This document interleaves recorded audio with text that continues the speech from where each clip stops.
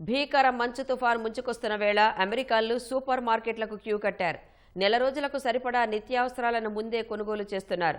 పండ్లు, పాలు, bread, vitamin C టాబ్లెట్లు, ఔషధాలను ఎక్కువగా కొనుగోలు చేస్తున్నారు. ఫలితంగా సూపర్ మార్కెట్లలో కొన్ని వస్తువులు నిండుకున్నాయి. మంచు తుఫాను ప్రభావం 17 కోట్ల మంది పౌరులపై ఉంటుందని అమెరికా జాతీయ వాతావరణ శాఖ అంచనా వేసింది. ఉష్ణోగ్రతలు దారుణంగా పడిపోతాయని, ప్రజలందరూ అప్రమత్తంగా ఉండాలని హెచ్చరించింది. ఇళ్లల్లో హీటింగ్ వ్యవస్థల పనితీరును సరిచూసుకోవాలని సూచించింది.